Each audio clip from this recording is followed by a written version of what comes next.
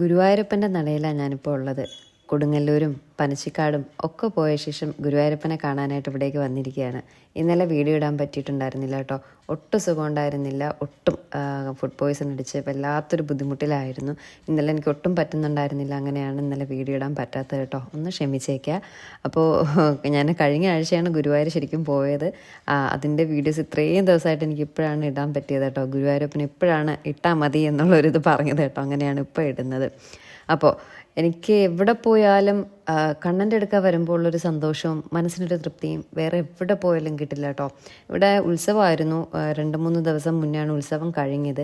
അതുകൊണ്ട് ആണെന്ന് തോന്നുന്നു. അപ്പുറം സൈഡിലൊക്കെ എന്തൊക്കെയോ കെട്ടി മൂടിയൊക്കെ വെച്ചിരിക്കുന്നു. അതോ പണി എന്തായാലും നടക്കുന്നോ ഒന്നും അറിയത്തില്ല.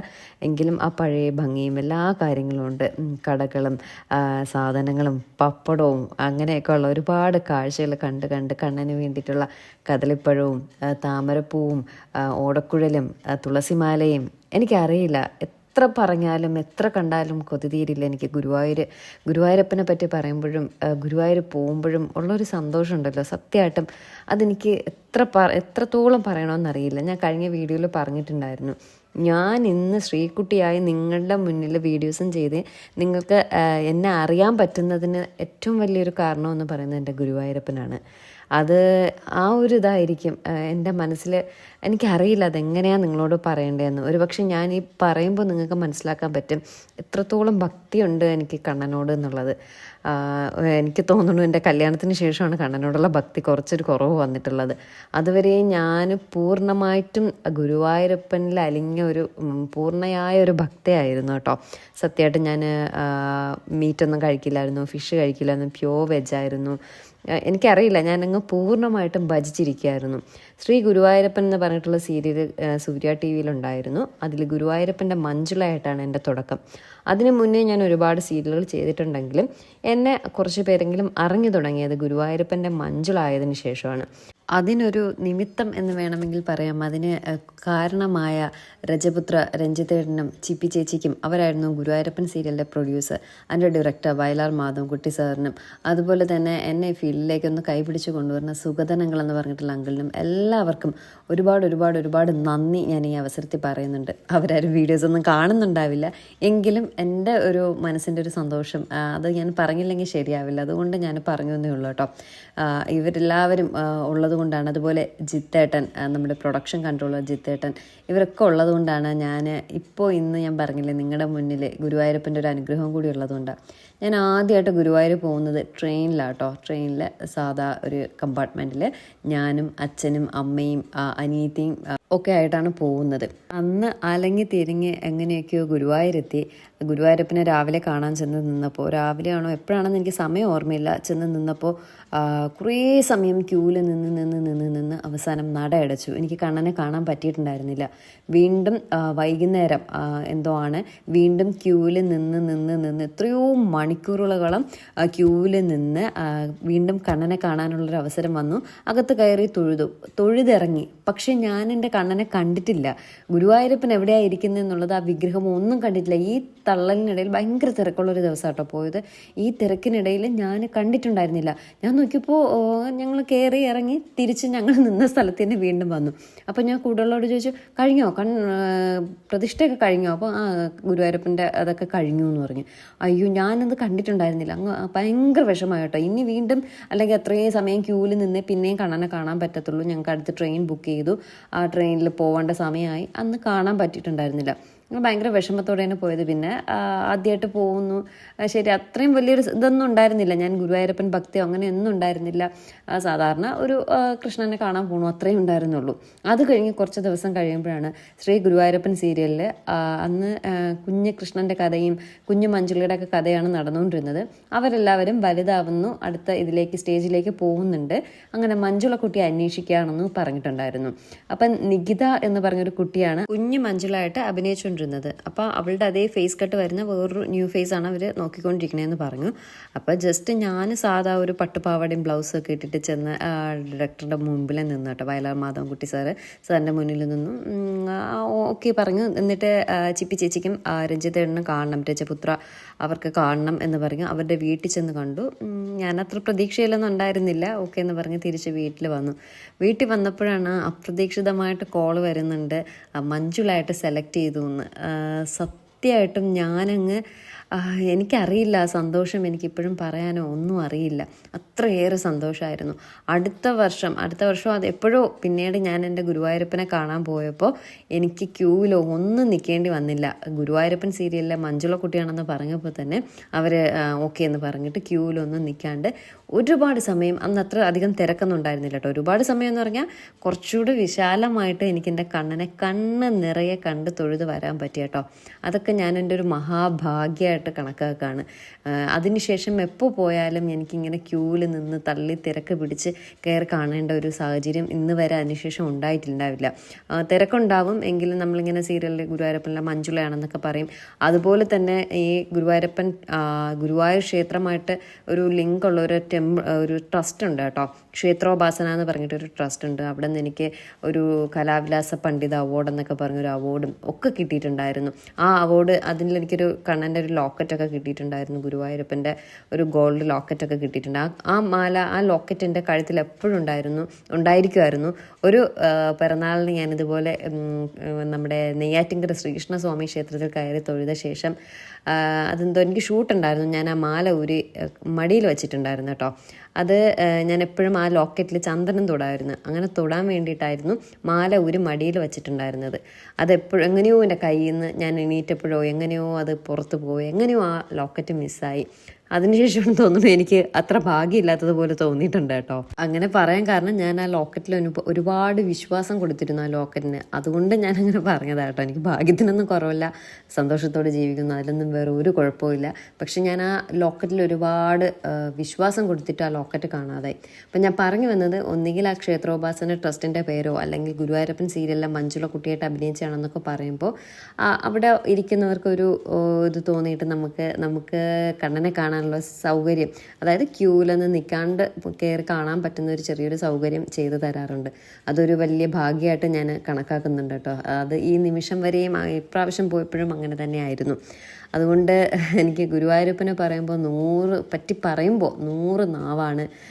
അവിടെ എത്ര നിന്നാലും എനിക്ക് മതിയാവില്ല, എത്ര കാഴ്ചകൾ കണ്ടാലും മതിയാവില്ല, എത്ര കണ്ണനെ കണ്ട് പ്രാർത്ഥിച്ചാലും മതിയാവില്ല. അങ്ങനെയാണ് എനിക്ക് ഗുരുവായൂർ വരുമ്പോൾ. അത് വേറൊരു അമ്പലത്തിൽ പോയാലും എനിക്ക് ആ ഒരു ഫീല് കിട്ടില്ല കേട്ടോ. കഴിഞ്ഞ പ്രാവശ്യം തിരുപ്പതി പോയപ്പോഴും, ഇത്രയും തിരക്കുള്ള തിരുപ്പതി ഭഗവാനെ കാണാൻ പോയപ്പോഴും ഒരുപാട് ലക്ഷക്കണക്കിന് കോടിക്കണക്കിന് ജനങ്ങൾ വരുന്ന സ്ഥലമാണ് തിരുപ്പതി. അവിടെയും ഞങ്ങൾക്ക് തൊഴുതിറങ്ങാൻ, നല്ല സൗകര്യത്തോടു കൂടി തൊഴുതിറങ്ങാനുള്ള ഒരു ഭാഗ്യം കിട്ടിയത് ഈ ക്ഷേത്രോപാസന ട്രസ്റ്റിൻ്റെ ഇതിലാണ് കേട്ടോ. അതും തിരുപ്പതി ടെമ്പിളായിട്ട് എന്തൊക്കെയോ ടൈപ്പ് ഉണ്ട്, എനിക്ക് അതിനെപ്പറ്റി ഡീറ്റെയിൽ ആയിട്ട് അറിയില്ല. അപ്പോൾ അങ്ങനെ ഒരു ഭാഗ്യം ഗുരുവായൂരപ്പൻ കാരണമാണ് എനിക്ക് കിട്ടിയത്. ഇതെല്ലാം കണ്ണൻ്റെ ഒരു അനുഗ്രഹം കൊണ്ടാണ് എനിക്കിപ്പോൾ എല്ലാ കാര്യങ്ങളും നിങ്ങളോടൊപ്പം ഇങ്ങനെ ഇരിക്കാൻ പറ്റുന്നതും കണ്ണനെ വന്ന് കണ്ട് തൊഴാൻ പറ്റുന്നതും ഒക്കെ പറ്റുന്നത്. ഒരു വലിയൊരു, ഞാൻ പറയുന്നില്ല, എനിക്ക് പറയാൻ വാക്കുകളില്ല, അത്രയ്ക്ക് എക്സൈറ്റഡ് ആയിട്ടാണ് എനിക്കിവിടെ വരുമ്പോഴും നിങ്ങളോട് ഓരോ കാര്യങ്ങൾ പറയുമ്പോഴും ഒക്കെ കിട്ടുന്നത്. ഞാൻ കഴിഞ്ഞ വീഡിയോയിൽ പറഞ്ഞിട്ടുണ്ടായിരുന്നു, സത്യമായിട്ട് എനിക്കിവിടെ ആരെങ്കിലും വരുന്നു എന്നൊക്കെ കേൾക്കുമ്പോൾ ഭയങ്കര കുശുമ്പാട്ടോ. അവർ പോകുന്നുണ്ടോ എങ്കിൽ പിന്നെ എനിക്കും പോകണമല്ലോ. ഇപ്പോൾ ഇന്ന് വന്നിട്ട് പോയതാവും, പിറ്റേ ദിവസം അവർ പോകുന്നു എന്ന് കേൾക്കുമ്പോൾ എനിക്ക് വീണ്ടും പോകണമല്ലോ എന്നൊക്കെയുള്ള തോന്നും കേട്ടോ. അതെന്തോ അങ്ങനെ എനിക്ക് ഭയങ്കര അസൂയം കുശുമ്പാണ് ഗുരുവായൂരെ കാര്യം പറയുമ്പോൾ കേട്ടോ. അപ്പോൾ എന്തായാലും ഇത്രയും സമയം ഞാൻ വാതോരാതെ കണ്ണനെ പറ്റിയും എൻ്റെ കാര്യങ്ങളൊക്കെ പറഞ്ഞുകൊണ്ടിരുന്നത്. ഞങ്ങളിവിടെ ഒരു 3 മണിയൊക്കെ ആയപ്പോൾ എത്തി കേട്ടോ. 3-3:30 ആയപ്പോൾ എത്തി. ഫ്രഷായ ശേഷം ഞങ്ങൾ ഇങ്ങോട്ടേക്ക് വന്നു. അപ്പോൾ 4:30 ഇവിടെ നട തുറക്കത്തുള്ളൂ എന്ന് പറഞ്ഞു. അപ്പോൾ കുറച്ച് വീഡിയോസ് എല്ലാം എടുത്തിട്ട് പതുക്കെ പോകാമെന്ന് കരുതി. ഇതിപ്പോൾ റീൽസ് എടുക്കുന്ന തത്രപ്പാടാണ് കേട്ടോ. റീൽസ് എടുക്കുകയാണ് ഇന്നെന്തോ. അതും ഈ കണ്ണൻ്റെ അനുഗ്രഹം പോലെ എനിക്ക് വീഡിയോസൊക്കെ നന്നായിട്ട് എടുക്കാം. നന്നായിട്ട് മീൻസ് എന്നെക്കൊണ്ട് പറ്റുന്ന മാക്സിമം കേട്ടോ. ഞാൻ അത്രയും പ്രൊഫഷണലായിട്ട് എടുക്കാത്തതുകൊണ്ട് കേട്ടോ ഒരു ഭംഗി ചിലപ്പോൾ നിങ്ങൾക്ക് കിട്ടുന്നുണ്ടാവില്ല. എന്നെക്കൊണ്ട് പറ്റുന്ന രീതിയിൽ മാക്സിമം നന്നായിട്ട് എടുത്തിട്ടുണ്ടായിരുന്നു. അധികം തിരക്കുണ്ടായിരുന്നില്ല. തിരക്കെന്ന് പറഞ്ഞാൽ ഞാൻ എപ്പോൾ ഗുരുവായൂർ വന്നാലും ഭയങ്കര തിരക്കായിരിക്കും, ഭയങ്കര ക്യൂ ആയിരിക്കും. പക്ഷേ ഇപ്രാവശ്യം വന്നപ്പോൾ തിരക്കുണ്ടായിരുന്നില്ല. കാരണം കഴിഞ്ഞ 2-3 ദിവസം മുന്നേ ആണ് ഉത്സവം അതിൻ്റെ ഇതെല്ലാം കഴിഞ്ഞത്. അപ്പോൾ അതുകൊണ്ട് ആയിരിക്കാം അതിൻ്റെ തിരക്കില്ല. പിന്നെ എക്സാം ടൈം ആയതുകൊണ്ടും വർക്കിംഗ് ഡേ ചൊവ്വാഴ്ച ദിവസമാണ് ഞങ്ങൾ ചെന്നത് കേട്ടോ. വർക്കിംഗ് ഡേ ആയതുകൊണ്ടും എക്സാം ടൈം ഉത്സവം കഴിഞ്ഞത് അങ്ങനെയൊക്കെയുള്ള കാരണങ്ങൾ കൊണ്ടായിരിക്കാം തിരക്കില്ലാത്തതെന്ന് ഇവിടെയുള്ളവർ പറഞ്ഞായിരുന്നു കേട്ടോ. എന്തായാലും എനിക്ക് നന്നായിട്ട് വീഡിയോ എടുക്കാൻ എനിക്ക് മനസ്സിന് ഭയങ്കര സന്തോഷവും തൃപ്തിയോടും കൂടിയാണ് ഇപ്രാവശ്യം. അതെല്ലാ പ്രാവശ്യം പോകുമ്പോഴും അങ്ങനെയാണ്, പക്ഷേ ഭയങ്കര തിരക്കൊക്കെ ആയിരിക്കും. പക്ഷേ ഇപ്രാവശ്യം ഞാൻ വീഡിയോ എടുക്കണം എന്ന് പറഞ്ഞ് പോയി. എനിക്ക് കാര്യമായിട്ട് ഇപ്പോൾ ഈ തിരക്കൊക്കെ ഉണ്ടായിരുന്നെങ്കിൽ ഇവിടെയൊക്കെ ഭയങ്കര ഫുള്ളായി നിന്നാനാട്ടോ. ഒന്നും നമുക്ക് കാണാനോ എടുക്കാനോ ഒന്നിനും ഇത്രയും കാര്യമായിട്ട് എടുക്കാനോ ഒന്നിനും പറ്റില്ല കേട്ടോ. ഇപ്രാവശ്യം കണ്ണൻ്റെ അനുഗ്രഹം കൊണ്ട് തിരക്ക് കുറവായിരുന്നു, അതുകൊണ്ട് എനിക്ക് കാര്യമായിട്ട് വീഡിയോ എടുക്കാൻ പറ്റിയിട്ടുണ്ട് കേട്ടോ. അതും ഭയങ്കര ഒരു അനുഗ്രഹമായിട്ടാണ് ഞാൻ കണക്കാക്കുന്നത്. എല്ലാം കൊണ്ടും മൊത്തത്തിൽ നല്ല ഒരു ഇതായിരുന്നു. ഭയങ്കര കൂളായിരുന്നു കേട്ടോ. ഇപ്രാവശ്യം ഞാൻ ഗുരുവായൂരപ്പനെ കാണാൻ പോയപ്പോൾ ഞങ്ങൾ കുറച്ച് നേരത്തെ എത്തിയതുകൊണ്ട് തന്നെ അവിടെയൊക്കെ കറങ്ങി നടന്ന് കുറച്ച് കാര്യമായിട്ടൊക്കെ വീഡിയോസ് എടുക്കാൻ പറ്റി. പക്ഷേ ഒട്ടും അത്രയും ഭംഗിയോടെ കിട്ടിയിട്ടുണ്ടാവുമെന്ന് എനിക്ക് അറിയില്ല. അത്രയും പ്രൊഫഷണലായിട്ടൊന്നും അല്ലല്ലോ ഞാൻ എടുക്കുന്നത്. നോർമലി എടുക്കുന്ന രീതിയിൽ ഞാൻ എടുത്തിട്ടുണ്ടായിരുന്നു. എത്ര ഭംഗിയുണ്ടെന്ന് അറിയില്ല. അപ്പോൾ സ്റ്റാൻഡിൽ കൊണ്ടുവന്ന് ചെരുപ്പൊക്കെ വച്ച ശേഷം ഞങ്ങൾ വരികയാണേ. വന്നപ്പോൾ ഇവിടെ പെർമിഷൻ ചോദിച്ചപ്പോൾ ഇവിടെയൊക്കെ എടുത്തോളൂ, കുഴപ്പമില്ല എന്ന് പറഞ്ഞ് അങ്ങനെ എടുക്കുകയാണ്. ഇത്രയും കാര്യമായിട്ട് ഞാൻ ഇതുവരെയും ഈ കണ്ണൻ്റെ മുന്നിൽ ഇവിടെ വന്ന് ഇങ്ങനെ നിന്നിട്ടില്ല. ഭയങ്കര തിരക്കായിരിക്കും. ഞാൻ എപ്പോൾ വന്നാലും ഞാൻ ഒരുപാട് വർഷം കൊണ്ട് കണ്ണനെ കാണാനായിട്ട് വരുന്ന ആളാണ്. പക്ഷേ ഇത്രയും എംപ്റ്റി ആയിട്ട് ഇവിടെയൊക്കെ കാണുന്നത് ഇത് ആദ്യമായിട്ടാണ്. എനിക്ക് ഭയങ്കര അതിശയം തോന്നി കേട്ടോ. സത്യമായിട്ടും ഇത്രയും തിരക്ക് കുറഞ്ഞ് ഞാൻ കാണുന്നത് ആദ്യമായിട്ടായതുകൊണ്ട് എനിക്ക് ഭയങ്കരമായിട്ട് അതിശയം തോന്നി. അപ്പോൾ വന്നു 4-4:30 വരെയൊക്കെ ഞങ്ങൾ വീഡിയോസ് എല്ലാം എടുത്തു, ഇവിടെ എല്ലാം കറങ്ങി നടന്നു. അപ്പോൾ ഇന്ന് മത്സ്യാവതാരത്തിലാണ് കണ്ണനെ ഒരുക്കുന്നതെന്നൊക്കെ പറഞ്ഞു കേട്ടോ. ആ ഒരു ഇത് ഞാൻ കണ്ടിട്ടുണ്ടായിരുന്നില്ല. അത് കാണാൻ വേണ്ടി വെയിറ്റിംഗ് ആയിരുന്നു കേട്ടോ. കണ്ടോ, ആൾക്കാരൊക്കെ വളരെ കുറവാണ്. ക്യൂവിലൊക്കെ നിൽക്കാനായിട്ട് വളരെ കുറച്ച് പേരെ ഉണ്ടായിരുന്നുള്ളൂ. ഞാൻ പറഞ്ഞില്ലേ റീൽസ് എടുക്കുന്നത് തത്രപ്പാടിലാണ്. ഒരുപാട് പേര് വന്നിട്ട് നമ്മുടെ വീഡിയോസ് കാണാറുണ്ട് എന്നൊക്കെ പറഞ്ഞപ്പോൾ ഒരുപാട് സന്തോഷം തോന്നി കേട്ടോ. ഒരുപാട് പേര് ഗുരുവായൂർ ചെന്നപ്പോഴായാലും പനച്ചിക്കാട് ചെന്നപ്പോഴായാലും, പനച്ചിക്കാട് അധികം ഉണ്ടായിരുന്നില്ല, അവിടെ ആ തിരക്ക് കുറവായിരുന്നു. അതുപോലെ കൊടുങ്ങല്ലൂർ പോയപ്പോഴും ഗുരുവായൂർ വന്നപ്പോഴാണ് ഒരുപാട് പേര് ഒരുപാട് സ്ഥലങ്ങളിൽ നിന്ന് വന്നവർ കണ്ടിട്ട് കാണാറുണ്ട് എന്നൊക്കെ പറഞ്ഞ് ഫോട്ടോസൊക്കെ എടുത്ത് പോയപ്പോൾ ഒരുപാട് സന്തോഷം തോന്നി. ഭയങ്കര എനിക്കറിയില്ല അത് എത്രത്തോളം ഇതായിരുന്നു. ഭയങ്കര ഹാപ്പി ആയിരുന്നു. ആക്ച്വലി കൊടുങ്ങല്ലൂരിൽ നിന്ന് ഇറങ്ങുമ്പോൾ ഭയങ്കര ടയേർഡായിരുന്നു കേട്ടോ. ഉച്ചയ്ക്ക് ആ വെയിലൊക്കെ കൊണ്ട് ഞാനും വേരെയൊക്കെ ഭയങ്കര ടയേർഡായിട്ടാണ് നിന്നത്. അവിടെ നിന്നൊരു 1.5 hour 2 hours ജേർണി ഉണ്ടായിരുന്നു കൊടുങ്ങല്ലൂരിൽ നിന്ന് ഗുരുവായൂർ വരെ. ഗുരുവായൂർ വന്നൊന്ന് ഫ്രഷായി കണ്ണൻ്റെ ഇങ്ങോട്ടേക്ക് വന്നപ്പോൾ ഉണ്ടല്ലോ ആ ഒരു ടയേർഡ്നെസ് ഒക്കെ അതങ്ങ് മാറി ഭയങ്കര ഹാപ്പിയായി കേട്ടോ. ഇവിടെയൊക്കെ ഓടി നടന്ന് ഷൂട്ട് ചെയ്യാനും റീൽസ് എടുക്കാനും ഒക്കെ കാര്യമായിട്ട് റീൽസ് എടുക്കാനും ഷൂട്ട് ചെയ്യാനും ഒക്കെ പറ്റി. അതിൻ്റെ സന്തോഷത്തിലാട്ടോ. മറ്റത് ഇവിടെയൊക്കെ ഫുൾ ക്യൂ, ആൾക്കാർ കയറാനായിട്ട് നട തുറക്കുമ്പോഴേ കയറി തൊഴാനായിട്ട് ഫുൾ ക്യൂ ആയിരിക്കും. ഇതിപ്പോൾ ഇത്രയും കുറച്ച് ഭാഗം മാത്രമേ ആൾക്കാരുള്ളൂ അകത്തേക്ക് കയറാനായിട്ട് കേട്ടോ. അപ്പോൾ അകത്ത് എന്തോ നെയ്പായസത്തിൻ്റെയൊക്കെ നല്ല മണം വരുന്നുണ്ട്. അതിൻ്റെ പുകയായിട്ടൊക്കെ കാണുന്നത് അതിൻ്റെ ആകും, പക്ഷേ ഭയങ്കര നല്ല മണം വരുന്നുണ്ട്.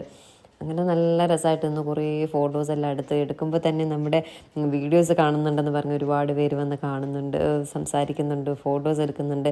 കണ്ണൂരിൽ നിന്ന്, കോഴിക്കോട് നിന്ന്, തൃശ്ശൂരിൽ നിന്ന് ഒക്കെ ഉള്ളവർ കാണുന്നുണ്ട് എന്നൊക്കെ പറയുമ്പോൾ ഒരുപാട് സന്തോഷം തോന്നും. കാരണം ഒരു 44K സബ്സ്ക്രൈബേഴ്സാണ് എനിക്കിപ്പോൾ യൂട്യൂബിലുള്ളത്. അത്രയും സബ്സ്ക്രൈബേഴ്സുള്ള എനിക്ക് ഇത്രയും ആൾക്കാർ കാണുന്നുണ്ട് എന്ന് കണ്ടപ്പോൾ ഒരുപാട് സന്തോഷം തോന്നി. പിന്നെ ഫേസ്ബുക്കിൽ ഒരുപാട് പേരുണ്ട്, പക്ഷേ ഫേസ്ബുക്കിൽ ഞാനിപ്പോൾ അധികം ആക്റ്റീവ് അല്ല, യൂട്യൂബിലാണ് കൂടുതലും ആക്റ്റീവ്. അപ്പോൾ ഒരുപാട് സന്തോഷം. തുടർന്നും എന്നെ സപ്പോർട്ട് ചെയ്യുക, അത്രേ എനിക്ക് മുന്നോട്ട് നല്ല രീതിയിൽ പോകാൻ പറ്റൂ. ചിലരുണ്ട് കേട്ടോ, ചിലർ വീഡിയോസൊക്കെ കാണുന്നുണ്ട്, നമ്മളറിയാം, എങ്കിലും മുഖമൊക്കെ ഇങ്ങനെ പുച്ഛിച്ച് തള്ളിയിട്ട് പോകുന്നവരെയും ഞാൻ കണ്ടായിരുന്നു. അതങ്ങനെ ഇരുന്നോട്ടെ, എങ്കിലും നമ്മളെ വീഡിയോസ് കാണുന്നുണ്ടല്ലോ. വേദ ഫോട്ടോ എടുത്ത് തരുന്ന ഇതിലാട്ടോ. വേദ കിടന്നും ഇരുന്നും ഒക്കെയാണ് എനിക്ക് ഫോട്ടോസ് എടുത്ത് തരുന്നത്. പക്ഷെ ഒന്നും ഒരു കാശിന് കൊള്ളില്ലായിരുന്നു കേട്ടോ, ഫോട്ടോസ് ഒന്നും ഇടാൻ കൊള്ളില്ലായിരുന്നു.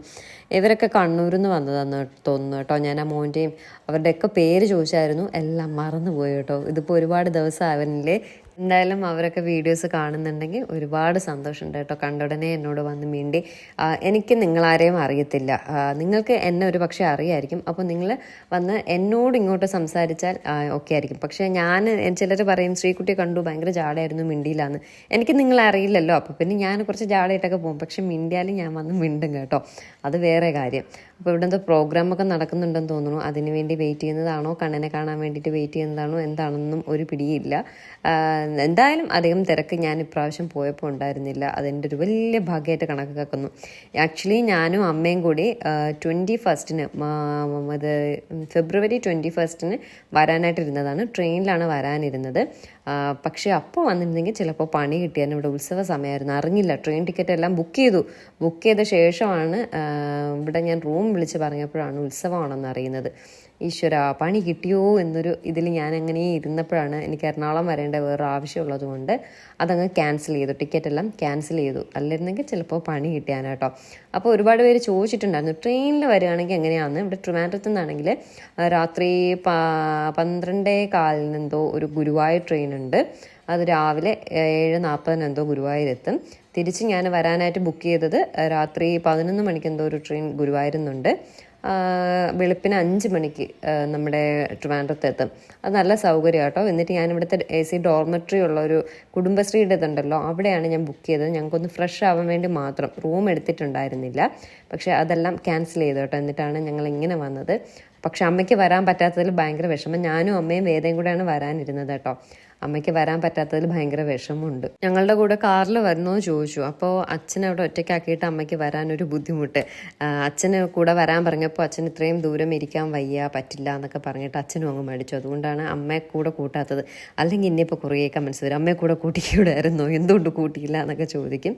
അമ്മയ്ക്ക് അച്ഛന് കുറച്ച് ബുദ്ധിമുട്ടുള്ളത് കൊണ്ട് അമ്മ കൂടെ വരാത്തതാട്ടോ. അപ്പോൾ അച്ഛനെ വിളിച്ചപ്പോൾ അച്ഛനും വരുന്നുണ്ടായിരുന്നില്ല. അതുകൊണ്ടാണ് അവർ രണ്ടുപേരെയും കൂട്ടാതിരുന്നത്. അങ്ങനെ കണ്ണനെ കണ്ടു, തൊഴുതു. 4:30 ആയപ്പോൾ നട തുറന്നു. ഞങ്ങൾ തൊഴുത ശേഷവും അമ്പലത്തിൻ്റെ നടയിൽ ഇത്ര തിരക്കേ ഉള്ളൂ. നട തുറന്ന ശേഷവും ഇത്ര തിരക്കേ ഉണ്ടായിരുന്നുള്ളൂ. ഞങ്ങൾ തൊഴുതിറങ്ങിയ ശേഷം വീണ്ടും ഞാൻ കുറച്ച് വീഡിയോസൊക്കെ എടുക്കാം കേട്ടോ. കണ്ണനെ ഭയങ്കര ഇതായിട്ട് ഞാൻ ഒരുപാട് സമയം കണ്ണ് തുറന്ന് കൺകുളിർക്കെ കണ്ടു. മത്സ്യാവതാരത്തിലായിരുന്നു കണ്ണനെ ഒരുക്കി നിർത്തിയിരുന്നത്. എന്ത് ഭംഗിക്ക് ആയിട്ട് മത്സ്യാവതാരത്തിൽ, അങ്ങനെ മത്സ്യത്തിൻ്റെ രൂപത്തിൽ ആദ്യമായിട്ടാണ് ഞാൻ ആ ഒരു രൂപത്തിൽ കാണുന്നത് കേട്ടോ. ആ ഒരു രൂപത്തിൽ ഒരുക്കി നിർത്തി നല്ല ഭംഗിയായിട്ട് മനസ്സുരുകി പ്രാർത്ഥിച്ചു. നിങ്ങൾക്ക് വേണ്ടിയും എനിക്ക് വേണ്ടിയും എല്ലാവർക്കും വേണ്ടിയിട്ടും ഞാൻ സത്യമായിട്ടും പ്രാർത്ഥിച്ചു കേട്ടോ. ഇന്ന് വരെ കാണാത്ത മത്സ്യാവതാരത്തിൻ്റെ രൂപത്തിൽ ഞാൻ കൺകുളിർക്കെ കണ്ടു തൊഴുത ശേഷം ഞങ്ങൾ അമ്പലക്കുളത്തിലേക്കൊന്ന് പോയട്ടോ. അത് അമ്പലത്തിൻ്റെ ലെഫ്റ്റ് സൈഡായിട്ട് വരും. അമ്പലത്തിൻ്റെ ലെഫ്റ്റ് സൈഡ് ആയിട്ട് വരും അമ്പലക്കുളം. ആദ്യം അവിടെ പോകണമെന്ന് വെച്ചിട്ട് മറന്നു കേട്ടോ. പിന്നെ തൊഴുതിറങ്ങിയ ശേഷമാണ് അയ്യോ കുളത്തിലേക്ക് പോയില്ലല്ലോ എന്ന് കരുതിയിട്ട് അങ്ങോട്ടേക്ക് വന്നത്. ഇവിടെ വന്നപ്പോൾ ഒരുപാട് പേര് കുളിക്കുന്നൊക്കെ ഉണ്ട് കേട്ടോ. ആൺകുട്ടികളും പിന്നെ കുഞ്ഞു കുട്ടികളെയൊക്കെ കൊണ്ടുവന്ന് കുളിപ്പിക്കുന്നുണ്ട്. ഞങ്ങളിവിടെ ഇറങ്ങി അവിടെ മീനൊക്കെ നിറയെ കിടക്കുന്നുണ്ട്. മിക്കവാറും വരുമ്പോഴും ഇവിടെ ഇറങ്ങാറുണ്ട്. ചിലപ്പോൾ മാത്രം ഇറങ്ങാൻ പറ്റില്ല. ആദ്യം വീഡിയോ എടുക്കുന്നതിൻ്റെ ധൃതിയിൽ മറന്നു കേട്ടോ. ഇവിടേക്ക് വന്ന് ഒന്ന് കാലൊക്കെ കഴുകിയിട്ട് കയറണമെന്ന് വെച്ചിട്ട് മറന്നുപോയി. പിന്നീടാണ് തിരിച്ചിറങ്ങിയപ്പോഴാണ് അയ്യോ അങ്ങോട്ടേക്ക് പോയില്ലല്ലോ എന്ന് കരുതിയാണ് ഇങ്ങോട്ടേക്ക് വന്നത് കേട്ടോ. ഇതിനിടയ്ക്ക് വേദയും അച്ഛനും പോയി ചായയൊക്കെ കുടിച്ചായിരുന്നു കേട്ടോ. വേദ അങ്ങ് ആകെ ടയർഡ്. വേദ ചായയല്ല, സോഡാ നാരങ്ങ എന്തോ കുടിച്ചു. ഞാൻ പക്ഷേ പോയിട്ടുണ്ടായിരുന്നില്ല. ഞാനിവിടെ വീഡിയോ ഒക്കെ എടുത്ത് ഞാനങ്ങനെ കറങ്ങി നിന്നു. നട തുറക്കുന്നു. ചിലപ്പോൾ 4:30 എന്ന് പറഞ്ഞാൽ 4 മണിക്ക് തുറന്നാലോ എന്ന് കരുതി നോക്കി അങ്ങനെ നിന്ന് കേട്ടോ. ഭയങ്കര എക്സൈറ്റ്മെൻറ്റിലല്ലേ. അതുകൊണ്ട് പെട്ടെന്ന് കയറാനുള്ളൊരു തത്രപ്പാടിൽ ഞാനെങ്ങും പോയില്ല. നിങ്ങൾ പോയിട്ട് ഒരു അതുവാ നേരത്തെ തുറക്കുന്നെങ്കിലോ എന്ന് എഴുതി ഞാൻ അവിടെ അങ്ങനെ വെയിറ്റ് ചെയ്ത് നിന്നു. കുറേ ഫോട്ടോസൊക്കെ എടുത്ത ശേഷം അങ്ങനെ അങ്ങ് വെയിറ്റ് ചെയ്ത് നിന്നു കേട്ടോ. ഭയങ്കര രസം. ചിലരെങ്കിലും ഗുരുവായൂർ അമ്പലം പോയിട്ടില്ലാത്തവരുണ്ടാവും. അവർക്കൊരു സന്തോഷം. ചിലർക്ക് പോകണമെന്ന് മനസ്സിലേക്ക് ആഗ്രഹം ഉണ്ടാവും. പോകാൻ പറ്റാത്തവർ പലരും ഉണ്ടാവും. ഗുരുവായൂർ അമ്പലം കണ്ടിട്ടില്ലാത്തവരുണ്ടാവും. അപ്പോൾ അവർക്കൊക്കെ വേണ്ടി ഒന്ന് ചെറുതായിട്ടൊന്ന് കാണിച്ചതാണ്. ആരോ എന്നോട് ചോദിച്ചിരുന്നു 1000 രൂപ ടിക്കറ്റ് കൊടുത്ത് കയറിയിട്ട് കാണാൻ പറ്റുമോ എന്ന് ചോദിച്ചു. ഞാൻ ടിക്കറ്റ് കൊടുത്ത് കയറിയിട്ടുണ്ടായിരുന്നില്ല. എനിക്ക് അതിനെപ്പറ്റി അറിയത്തില്ല. ടിക്കറ്റ് കൊടുത്ത് കയറുന്ന ക്യൂ ഉണ്ട്, പക്ഷേ അതിനെപ്പറ്റി എനിക്ക് ഡീറ്റെയിൽ ആയിട്ട് അറിയില്ല കേട്ടോ.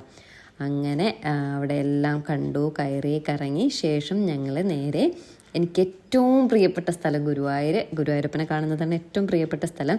അത് കഴിഞ്ഞാൽ ഏറ്റവും പ്രിയപ്പെട്ട സ്ഥലം ഗുരുവായൂർ എനിക്കുണ്ട്. ഗുരുവായൂരപ്പൻ്റെ നടയിലെ മഞ്ജുളാല്, അവിടേക്ക് പോകാനായിട്ട് പോവാണ്. അപ്പോൾ കുറച്ച് തിരക്കൊക്കെ വരുന്നുണ്ട് കേട്ടോ. എങ്കിലും എല്ലാ പ്രാവശ്യത്തെയും പോലെ ഭയങ്കര ക്യൂവോ തിരക്കോ ഒന്നുമില്ല. ചെറിയൊരു തിരക്കൊക്കെ ഉണ്ടായിരുന്നുള്ളൂ കേട്ടോ.